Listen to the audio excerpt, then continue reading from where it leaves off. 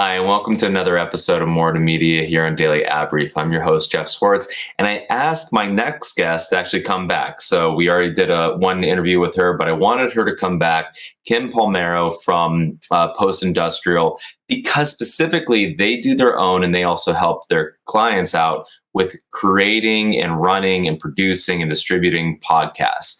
It's a hot topic nowadays, so I thought it'd be great to have her back on and specifically focus on that topic. Kim, thanks for joining the show.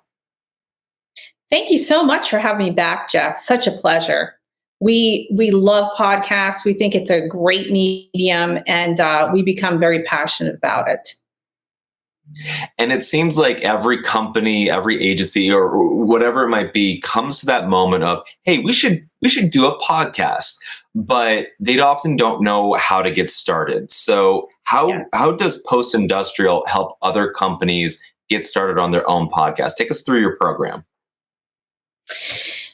Well, for individuals, we really help, in some cases, help them find their voice, literally. But that involves a lot of branding and discussion.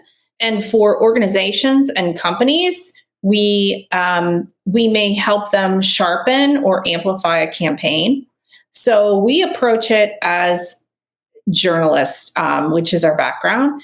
And we have a creative process we go through with a client where we really just boil down the topic to a line or a word. And we write scripts.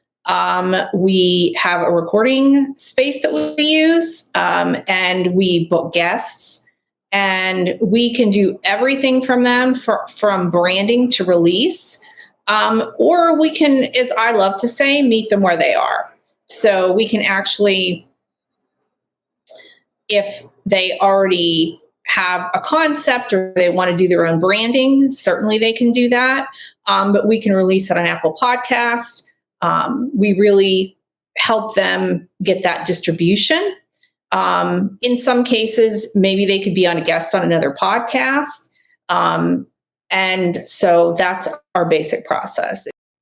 Yeah, and I think that there's also a component that's important to touch on here because the topic is people thinking that they might want to create their own podcast, but it's not like instantaneous success. So can you take us through like what expectations should be whenever somebody's looking at doing their own podcast, not only from length, but just also followership and results? If it's a company or an individual that's doing it for any monetary value or generating leads, like that takes time, right? So take us through like the expectations people should have when doing a podcast.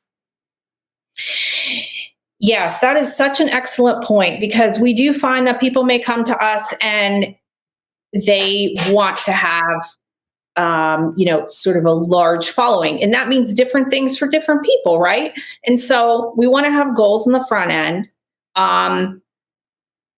Sometimes it is just brand awareness. And that is a little hard to measure, but it can be done.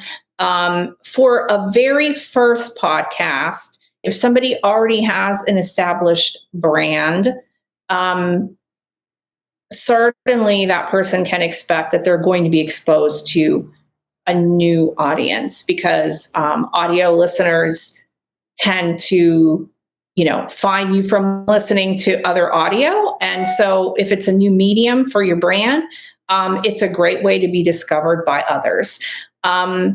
For a company and I also always say that like a lot of advertising and partnerships and outreach, it is an investment. I mean, so there are certainly reasons to do one season. You have a special, campaign you're trying to amplify, a very limited goal. But as a sort of business building and brand building and awareness exercise, it builds a habit to do it,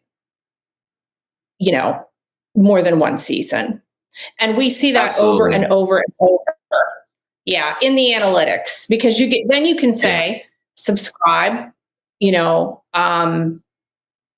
and you can offer extras and different things.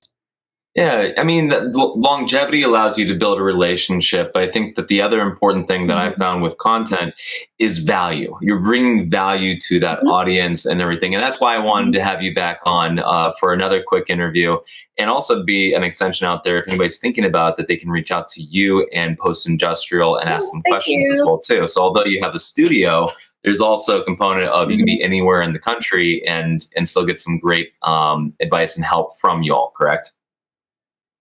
Yes. We always want to Yeah. make it fun, easy for the guest and the host. That's very important, or Yeah. the conversation won't sound right. Absolutely. Well, Kim, thanks for being on the show again. And if you do want to get in touch with Kim and her company, please, we'll have, go to dailyadbrief.com. We'll have all of her information there as well, too. And thanks again for joining us here on another episode of More to Media.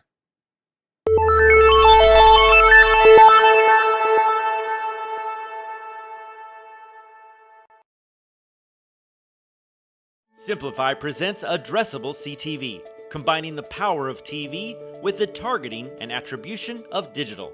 Simplify's Addressable CTV delivers massive reach with the ability to scale without sacrificing precision. TV buyers can generate incremental reach with household level targeting, frequency controls, reporting, and insights. To learn more about Simplify's Addressable CTV and what it can do for your clients, visit simply.fi.